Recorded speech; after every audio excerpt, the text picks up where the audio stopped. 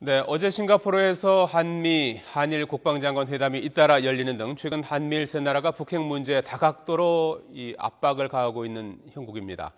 이런 움직임에 강하게 반발하는 북한이 이번에는 한반도 비핵화를 망친 것은 미국이라는 주장을 내놓았습니다. 자, 지금쯤이면 남북관계 개선 계기가 마련될 것이라는 전망이 많았는데 쉽지 않아 보이기도 하는데요. 정영태 통일연구원 선임연구원 그리고 홍현익 세종연구소 수석연구위원 모시고 남북관계 살펴보겠습니다. 두 분 어서 오십시오. 예, 안녕하십니까. 네. 자, 먼저 어제 밤늦게 북한 외무성이 최근에 있었던 육자회담 수석대표와 관련한 입장을 발표했는데 어제 내용을 잠깐 좀 보실까요? 자, 먼저 북한의 주장부터 잠시 보시겠습니다. 어젯밤 늦게 입장을 내놓았는데 미국이 얼마 전에 열린 한미일 육자회담 수석대표 회의에서 자신들은 대화를 원하는데 그러니까 북한이 대화를 거부하는 것처럼 진실을 왜곡했다면서 미국이 북미 관계와 한반도 비핵화를 망쳤고 때는 이미 늦었다. 이런 주장을 내놓았습니다. 입장을 발표한 시각도 좀 눈에 띄는데 이렇게 밤늦게 이런 입장을 내놓은 의도가 있을까요? 우리는 밤이지만 미국은 낮입니다. 그러니까 이제 미국을 겨냥했다라고 이제 볼 수 있고요. 예. 지금 이제 한미일 육자회담 대표들이 서울에서 모여가지고 주로 이제 그 대화보다는 압박이나 제재에 방점을 둔 이렇게 의견을 합치를 봤고요. 예.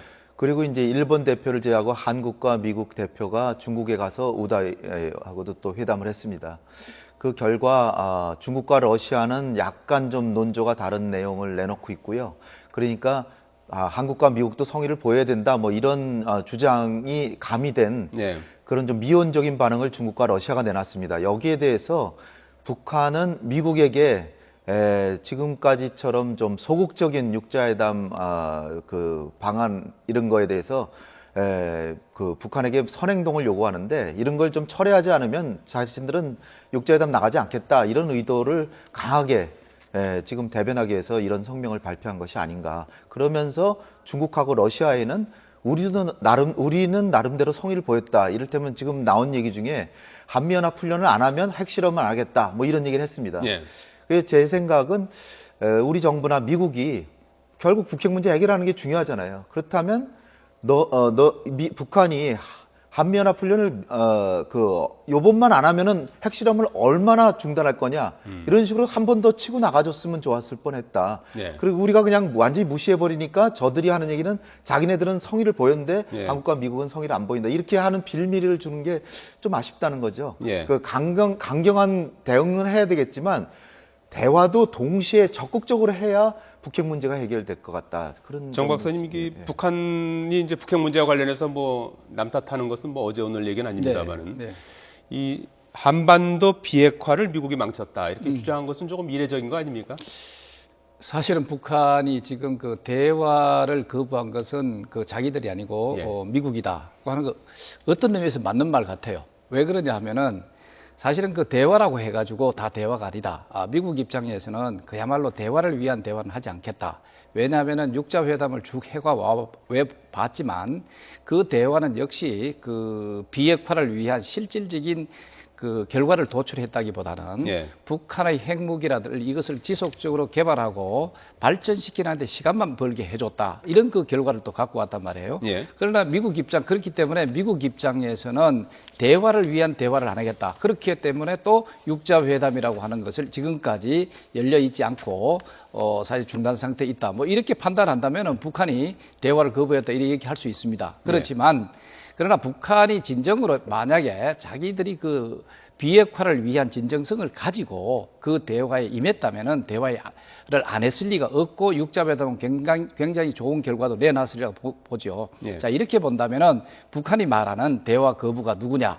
그리고 또 비핵화를 망쳤다 하면서 소위 이제 미국을 비롯한 대한민국도 마찬가지죠. 여기에 덤터기를 씌우는 듯한 이런 것은 어떤 의미에서 자기들의 그 핵개발 자체를 회피하기 위한 하나의 그 구실을 받게 되지 않는다. 이래 볼 수가 있죠. 지금까지 그 미국 주도의 이제 북핵 대응이라든지 육자회담이 성공하지 못했다 이제 이런 평가도 있는 것 같아요. 그동안에 육자회담이 시작된 지 한 10년 정도 10년이 좀 넘었죠. 그동안의 성과를 어떻게 보십니까? 그간에 사실 그 2008년까지는 꽤 진전이 있었습니다. 예. 북한이 핵을 동결하기도 했고 그 다음에 그 폐쇄하고 불능화까지 했거든요. 예. 결국 2008년 여름과 겨울에 어떤 일이 있었냐면 검증 문제 가지고 북한이 핵을 다 폐기하지도 않았는데 검증 문제를 들고 나왔거든요. 이제 우리 쪽에서 들고 나왔죠. 근데 이제 북한에서는 거기에 대해서 너무 지나친 검증을 먼저 요구한다. 그리고 옥신각신하다가 거기서부터 지금까지 육자회담이 안 되고 있는 것입니다. 그러니까 6년 이상 북한이 핵을 개발하도록 방치한 거나 다름이 없어요. 뭐 결과적으로 뭐 북한이 회담에 나와서 자꾸 기만적으로 나오고 그러긴 하지만 어쨌든 북한에 대해서 압박을 가했지만 중국이 적극적으로 북중 교역을 중단하지 않고 계속해서 오히려 무역을 늘려가고 있는 상황이기 때문에 북한은 별로 압박을 느끼지도 않았고 결과는 북한이 핵 보유 직전까지 왔다는 겁니다. 근데 지금 또다시 압박을 강화하겠다고 하는 것은 지금 상황에서 냉철하게 말씀드리면 중국이 북한의 교역의 90%를 차지하고 있는데 네. 중국이 적극적으로 무역을 제재하지 않으면 북한은 계속해서 핵을 개발할 거고 예견되는 거는 머지않아 조만간에 북한이 핵 실전 능력을 갖게 된다는 것이죠. 그렇다면 이 문제를 어떻게 해결할 것이냐? 북한이 핵을 가지면 한국이 제일 손해를 보잖아요. 네. 그렇다면 우리 정부가 좀 더 적극적으로 북한을 대화와 강원 양면책으로 끌어들여서 해결하는 방향으로 가야 되는 시점이 예. 아닌가 봅니다. 자, 화제를 좀 돌려보죠. 지금 화면에 지금 나오고 있습니다만은 어제 싱가포르에서 이제 한미 국방장관 회담 또 한일 국방장관 회담도 4년 만에 열리지 않았습니까? 네. 그 미국 국방장관은 오산 공군기지에 살아있는 탄저균이 배달된 데 대해서 사과를 또 하기도 했는데 미국은 사실 탄저균 테러 이후에 그 백색 공포가 크기 때문에 이 테러에 대해서 상당히 용의주도하다고 할까 관리가 철저하기로 유명한데 이런 배달 사고가 좀 이해가 언뜻 안 가는 부분도 있는데 어떻게 보셨습니까? 예, 그 자체는 보면은 그 배달 사고는 분명한 것 같아요. 예. 왜냐하면 이제 이 탄저균과 관련된 것은 여러 가지 탄저균 테러라든가 이런 것을 방지하기 위해서 여러 가지 실험을 지속적으로 해오고 있는 건 또 사실이고요. 그 과정에서 탄저균 자체를 실험하기 위해서는 살아있는 탄저균이 아니고 그야말로 이제 죽어있는 비생성화되어 있는 그런 탄저균을 활용을 하는데 이번 경우는 살아있는 탄저균이 배달이 됐다. 그러면은 이제 이쪽에서도 지속적으로 우리도 남북한 관계에 있어서 북한의 생화학 무기라든가 이런 데 대한 우리 나름대로 미군 기지 차원에서 여러 가지 실험을 지속할 가능성도 사실 있고 그렇기 때문에 그것이 배달되고 이렇게 하는 것은 크게 잘못된 것은 아니다. 예. 그러나 단지 예. 그것이 살아있는 탄저균이 배달됐다는데 이제 나름대로 미국의 당국의 잘못이 있다. 거기에 대해서 아주 발빠르게 이것을 해결하기 위해 가지고 우리 정부의 당국자에서 알리고 어떤 그런 측면이 사실 있죠. 예. 적절하게 발빠르게 좀 대응했다고 보십니까? 사실 우리가 주한미군이나 한미동맹에 좀 의존하는 바가 크기 때문에 예. 한마디로 북한이 핵을 가지게 되면 우리는 없잖아요. 예. 그러니까 미국의 해구산을 써야 되고 주한미군이 우리의 안보를 지켜주기 때문에 주한미군의 안보의 일부분을 좀 의존하고 있는 게 사실입니다. 따라서 주한미군에 대해서 우리가 통제나 관리하기가 쉽지 않죠. 예. 미국이 우리한테 의존하고 있으면 관리하기 쉬운데 네. 우리가 미국에 의존하고 있으니까 따라서 지금 소파 규정에 보면 미국 군사화물에 대한 세관 검사를 하지 않는다 이런 게 있습니다. 그러니까 예. 자유롭게 아무 물건이나 그냥 미국과 주한미군 사이에 왔다 갔다 한단 말이죠. 예. 이런 것들은 좀 고쳐야 되지 않을까. 왜냐하면 대한민국의 국익을 위해서 이게 활성화된 탄저균이라고 하는 건 정말로 최악의 경우에 예. 수소폭탄의 위력을 갖는다고 합니다. 막 100kg 정도가 유포되면 300만 명의 사망자가 날 수 있는. 예. 그렇기 때문에 진짜로 조심조심해서 다뤄야 되고 주한미군이 과연 이거를 왜 활성화된 탄저균을 가져야 되는가 그거 자체가 좀 문제가 되는 것이 아닌가 좀 보는데요.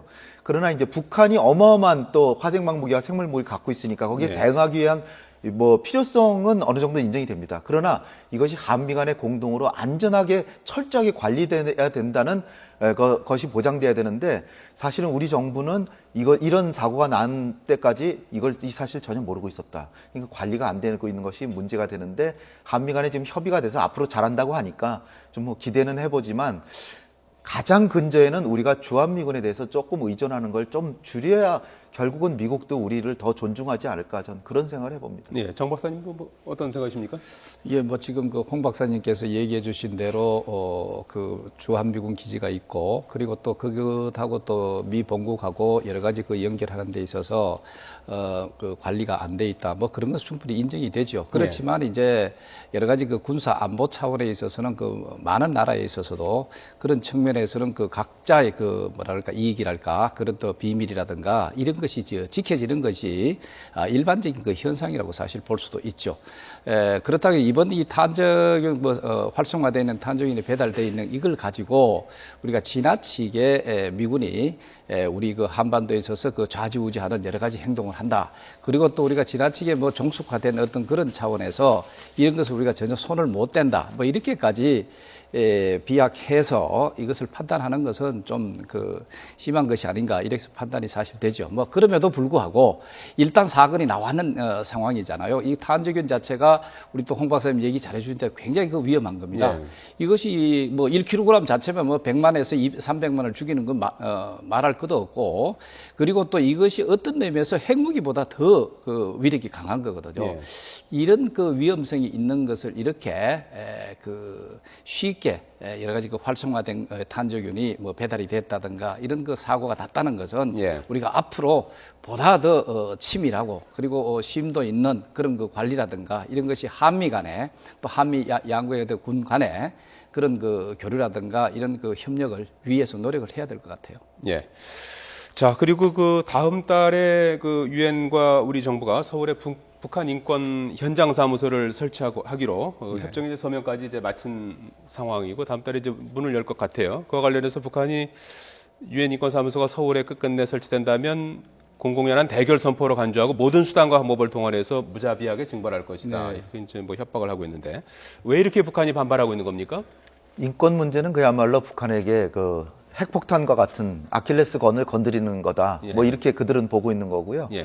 뭐 김정은의 독재가 갈수록 더 악랄해지고 그 또 뭐 그 총살 뭐 처형하는 방식도 잔인해지고 그러는 상황에서 또 유엔에서 김정은을 국제형사재판소에 회부해야 된다는 내용이 이제 논의가 되고 있는 이런 상황에서 한국에 북한의 지적이잖아요. 한국에 또 같은 말을 쓰고 우리 동포들이기 때문에 북한은 더 민감하게 반응하는 것 같습니다. 그러나 북한의 인권을 우리가 보호해야 되고 하는 것은 우리 민족적인 소명이기도 하기 때문에 설치하는 것은 당연하다고는 생각이 되지만 남북 관계가 이걸로 인해서 좀 긴장된 국면으로 가게 될 것은 우리가 대비를 해야 되겠다 이렇게 생각합니다. 북한으로서는 아마 가만히 안 있을 가능성이 꽤 크다고 봅니다. 구체적으로 어떤 일을 하게 되는 겁니까? 유엔 그 인권 최고 대표 사무소가 이제 현장 사무소를 설치하게 되면은 여기 뭐 우리 탈북자분들도 많이 와 계시고 그분들에 대해서 북한의 인권에 대한 여러 가지 자료를 수집하고 그다음에 북한의 인권 동향에 대해서 그 지근거리에서 계속적으로 수시로 기록하고 그래서 유엔에 보고도 하고 그러니까 북한으로서는 유엔이 뉴욕에 있다고 하면 또 제네바에 있다고 하면 굉장히 멀리 떨어져 있기 때문에 인권에 대한 압박을 덜 느끼지만 이게 서울에 이게 설치되기 때문에 바로 지근거리에서 북한을 압박한다. 그리고 하나하나 기록해가는 것 자체가 독재자에게는 엄청난 압박이 되겠죠.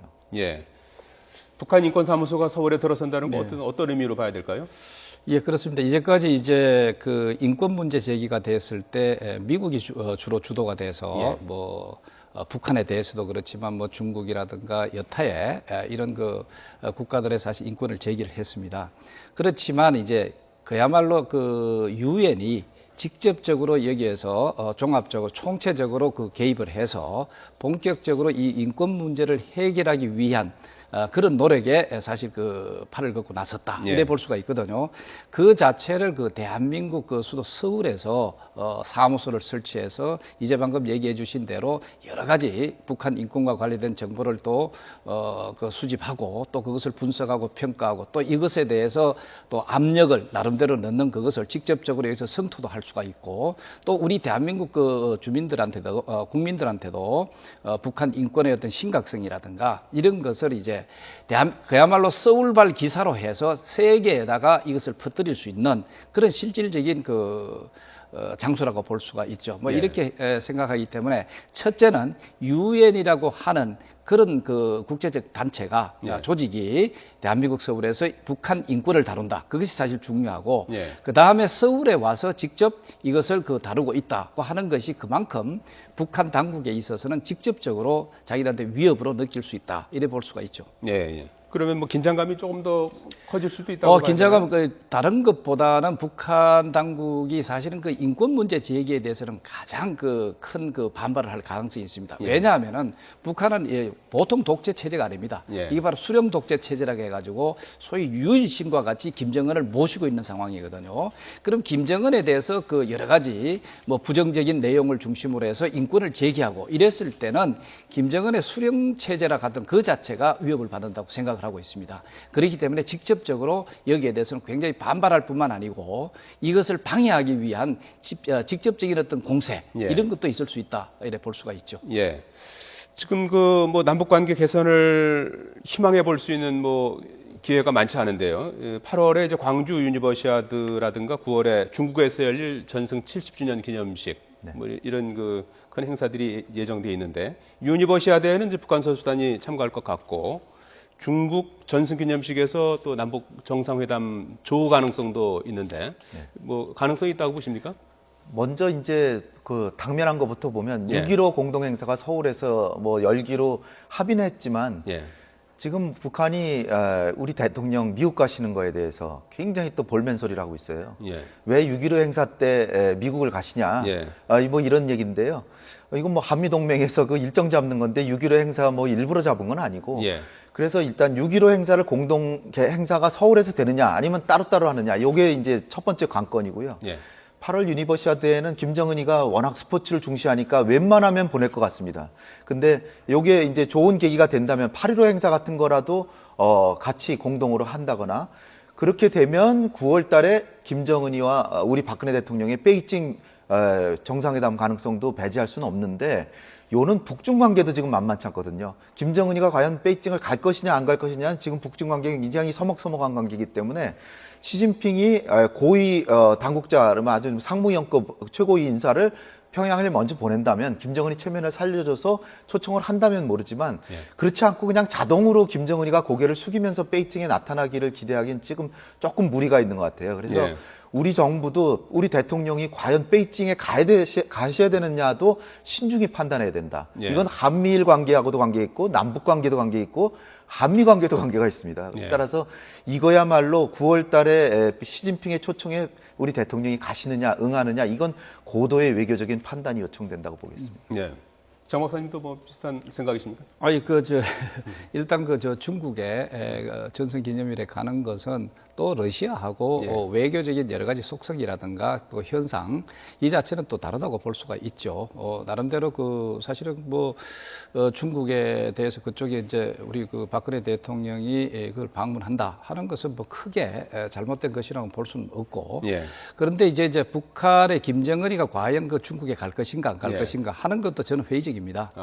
아직까지는 잘 아시다시피 현영철 처형이라든가 이런 거로 봤을 때 북한 내부 상황 자체가 녹록지 않다 이래 볼 수가 있죠. 예. 그만큼 김정은 지도 체제가 공고하게 뭔가 이것을 잘 만들어 가기에는 상당히 어려움이 있지 않느냐. 그 다음에 또 뭐냐면은 김정은이가 아직까지 대외적으로 무슨 열차를 탄다, 비행기를 탄다 이렇게 해서 이동하기까지는 자기 스스로가 안전 위협에 대해서 상당히 생각을 하고 있지 않겠느냐 이런 생각이 사실 들죠. 이렇게 전반적으로 봤을 때는 김정은 자체도 자기들은 초창기에 예. 외교적으로는 수락을 하는 그런 모습을 보일지 모르나 또 여러 가지 대내외적인 어떤 상황을 들어서 자기들이 못 간다는 이런 또 외교적 술책을 쓸 가능성 사실 있다 이래 볼 예. 수가 있습니다.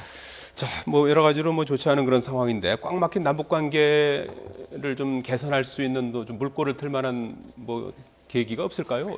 글쎄요, 예. 사실은 5월 말에 이호 여사가 방북이 예정돼 있었는데 본래는 지금 아마 좀 쉽지 않아 보이고요. 예. 6.15 행사하고 8.15 행사를 이게 이제 서로 기싸움을 하는 것 같아요. 예. 8.15 행사가 더 큰 행사이기 때문에 8.15 행사는 서울에서 해야 된다. 이렇게 잡아놓고 보니까 그럼 6.15 행사는 평양에서 해야 이렇게 순번이 되는데 6.15 행사를 서울에서 하기로 합의를 해놓으니까 예. 이게 안 맞거든요. 우리 정부가 북핵 문제도 지금 꼬여 있고 그러니까 좀 더 적극적으로 북한을 국가 한번 철저히 하고 그다음에 강경하게 할 땐 강경하게 하지만 예. 어떤 순간에도 대화의 끈을 놓지 말아야 되는, 그러기 위해서는 좀 더 창의적이고 적극적이고 자신감을 가지고 능동적으로 예. 우리가 좀 상황을 주도했으면 하는 바람입니다. 구체적으로 어떤 것부터 좀 할 수 있겠습니까? 우리 정부가 일단은 북한이 이 전단살포 그거는 이제 전단살포 내용이 뭐 김정은이 뭐 내리쳐라 뭐 이런 내용도 들어있기 때문에 예. 전단살포 부분에서는 좀 더 적극적으로 예. 남북관계 개선을 위해서 당분간 좀 자제하도록 노력하겠다라는 거 하고, 그 다음에 이제 우리 대통령부터 시작해서 그야말로 남북한이 평화와 공동 번영을 원한다는 거를 예. 진정성 있게 보여주기 위해서는 대통령이 뭐 직접 한마디 하신다거나 아니면 특사를 보내는 것도 방법이다. 예. 왜냐하면 오이사 조치부터 이제 꼬여 있기 때문에 이거를 공개적으로 이렇게 저렇게 처리하기가 쉽지 않거든요. 예. 그러니까 북한이 먼저 선행동을 뭐라도 하도록 유도하려면 예. 특사를 보내서 해결하는 것도 알겠습니다. 방법이라고 봅니다. 정 박사님 짤막하게. 그런데 이제 지금까지 우리 이 박근혜 정부가 꼭 대화를 제의를 하고 대화를 위해서 적극적으로 노력 안 한 것처럼 이렇게 비치는 것은 사실 문제가 있다고 봅니다. 박근혜 정부가 한 번 더 신뢰 프로세스라고 해서 예. 우선적으로 아무리 어려운 상황에 있더라도 대화만은 한다 하는 것을 그 기조를 유지하여 있고 예. 그러나 그 대화 자체가 어느 정도 진정성이 있고 또 신뢰를 구축하기 위한 이런 대화에 좀 상당히 방점을 두다 보니까 이 대화 자체가 문제가 있는 것 같고, 그다음에 이 대화가 끊어져 있는 것을 우리가 대북 정책을 뭐 강경 정책을 펴서 이게 안 된다 그런 것보다는 북한 내부 사정이 있다고 볼 수가 있습니다. 예. 지금 뭐 공포 정치라든가 이런 것 자체는 김정은 체제의 취약성을 나타내는 것인 만큼 거기에서 이 대화가 상당한 부분 단절돼 있다. 예. 그렇기 때문에 대화의 단절은 북한 내부 상황에서 찾는 것도 상당히 중요하다 이렇게 볼 수가 알겠습니다. 있죠. 예, 정영태 통일연구원 선임연구원, 홍현익 세종연구소 수석연구위원이었습니다. 두 분 고맙습니다. 네. 감사합니다.